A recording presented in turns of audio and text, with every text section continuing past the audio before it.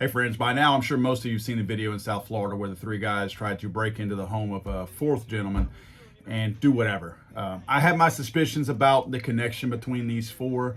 The story being said right now, at least from the victim standpoint, is that these three guys showed up at his house at odd hours in the night and knocked on the door. They acted like they were friends, like, oh, I didn't recognize you, I hadn't seen you in a long time. First of all, nobody shows up at my house at odd hours of the night. No one does. So these guys somehow convinced this guy to unlock the door by acting like we're friends, you just don't recognize me. Which, again, so many questions. If nothing else, so many questions on just judgment alone at this point. But again, so many questions. So the guy opens the door and you can see one of the guys has a handgun. Now, we don't know if the other two had guns also. I don't think they do based on what happened inside the house. The two guys rush the door. The third guy is not sure if he wants to run in. Then he tries to go in.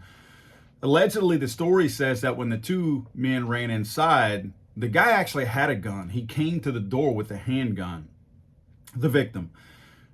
But when they rushed him, he dropped the gun, I guess, in the immediate struggle or something like that. Well, they clearly didn't catch the victim, the two guys who rushed the home, and he ran into the back of the house, where at that point he acquired what they're saying is an AK-47. Of course, this is from the media, so who knows what he really had. He comes back running back out. One of the other guys had picked up the handgun that he dropped, and then that's when the guy comes bolting from the back of the house with the AK-47 and starts firing off shots at them, which at that point, all three guys take off. There was a fourth guy in the car at the end of the driveway, waiting in the vehicle, and the four of them all escape.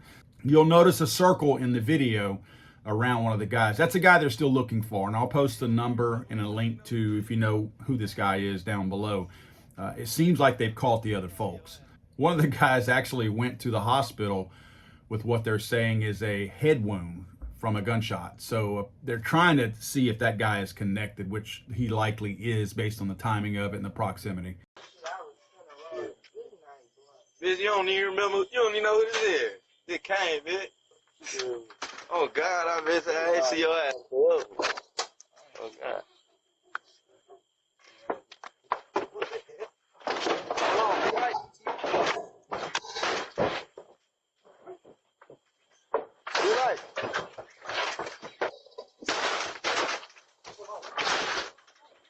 How in the world do you get to a point where you are letting somebody overtake you in the middle of the night to enter your house, and it's somebody you don't even recognize?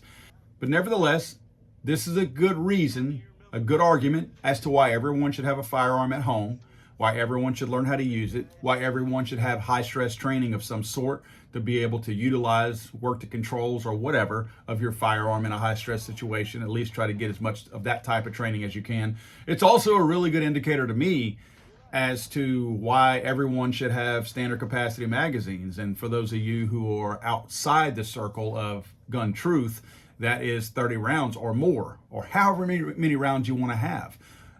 Per the Second Amendment, however many rounds you want or you are comfortable with, that is a standard capacity magazine for you. No one else determines what is standard except you. In my case, if I know that 3 and 4, if you count the guy in the car, guys may be coming to my house in the middle of the night, armed, looking to do me harm, race into my house, force their way into my house, I want as many rounds as I can have. Now, granted, we have to be real about this too.